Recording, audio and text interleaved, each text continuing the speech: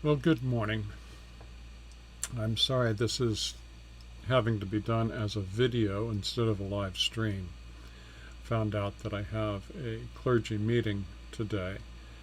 We're doing it by Zoom, and since it's been called by my supervisor, I guess I better show up. And it happens to be at the 10 o'clock slot, and so in order to fulfill my promise, I'm making this recording so that it can be up at 10. And I hope you'll find something here that's useful. As I said this week, we're looking at the theme of I'd rather see a sermon than hear one any day, based on Edgar Guest's line. His poem was called Sermons We See. And I was concerned yesterday about copyright. I've continued to research and I've not found any copyright on it, and the only people that make any claim on it say that it's public domain, but I cannot prove it, and because of his death date, I am reluctant to believe it. So I don't feel badly about quoting the one line. I'd rather see a sermon than hear one any day, but I feel that it's not probably proper for me to try to quote even a stanza of it. So one line, fine. More than that, I'll avoid.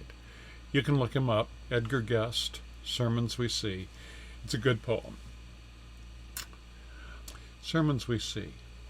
How well do we observe what Jesus did? Sermons we see. I mean, he is our teacher, right? And specifically, I want to ask the question, what about inclusiveness? Are there limits as we watch Jesus? And more specifically, perhaps, should our compassion and generosity be only for the deserving? I've tried to share with the congregations I serve what the meaning of grace is, how great is God's grace toward us, and how we're to be conduits of that grace to others. Do you remember how Jesus taught us in Matthew 25 that our treatment of others is how we are treating him? In his parable of the sheep and goats there, he doesn't say that treating others poorly is like treating him poorly. He says that to treat others poorly is to treat him poorly. However you treat one of these, you've done that to me. That's what he said. That's what he taught. Examples that he gave there in that sermon were how we treat the hungry, how we treat the strangers, how we treat the impoverished, how we treat the ill, how we treat the incarcerated. We should pay attention because Jesus said nothing here about the deserving stranger, the deserving poor, the deserving sick, the deserving incarcerated. Grace isn't about whether you deserve it. Grace is being given what you need when you didn't deserve it. Well, were there limits to Jesus' inclusion? Did he show that there are some toward whom we need not be gracious? Jesus included in his number some who collaborated with Rome, colluding with the occupying army. Traitors to the nation, some would say. Matthew was a tax collector, as was Zacchaeus. And there was a centurion even in Capernaum who received his help. And there were strangers, people not from the nation of Israel, not just the Samaritan woman there at the well, but the Syrophoenician woman, and then the people up in Caesarea Philippi, up in the north, and all of the folks that he ministered to across the Jordan in the region of the Decapolis and beyond. You might think of the feeding of the multitudes there on the hillside. One of those occurred across the lake in that region.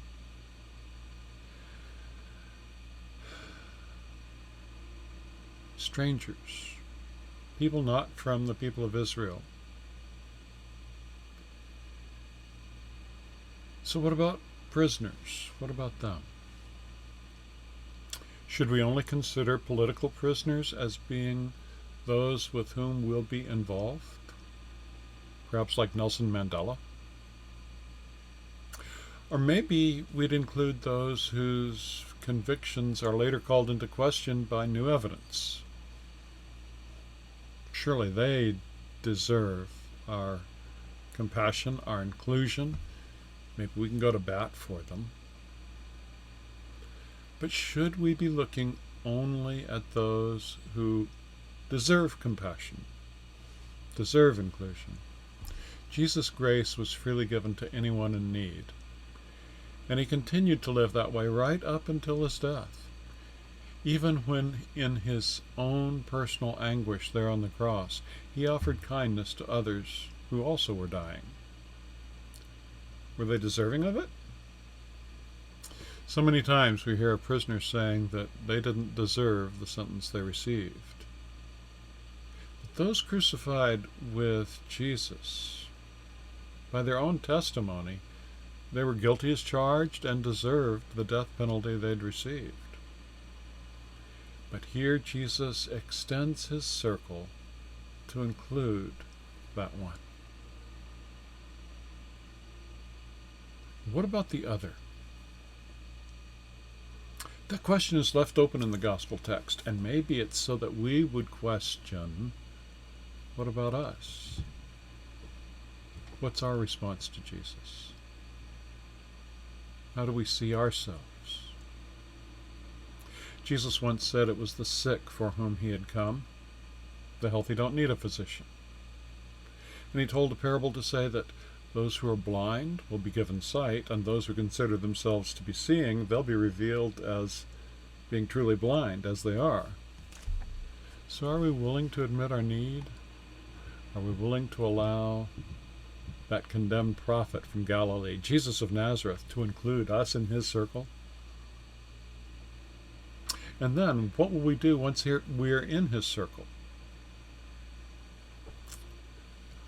What's inclusiveness all about? Being pro-life these days is a very complex topic. Much more than what some would narrow it to be. How do we respond to the stranger? How do we respond to those who need health care? How do we respond to those standing on the corner seeking handouts? How do we respond to those who are on death row? How do we respond to the Native American protecting their land and water? The list could go on. The prophets counseled us, do justice, love mercy, walk humbly with God. And if Jesus was willing to include a condemned criminal, who are we free to exclude? I'd rather see a sermon than hear one any day. As we continue through this day and on through Holy Week, may we keep in step with the Spirit, attentive to God's guidance by the Spirit, alert to moments of service, and always ready to consider others in the best light. May we be willing to give of ourselves and our means to help others, even when our own needs are pressing in on us heavily. Gracious God, as we discover ways in which we might be of service, and discover ways to become more fully inclusive, may we do so willingly, cheerfully, just as Christ came willingly among us and died our death, serving us so that we might live. May we pursue justice with passion, for others even more so than for ourselves.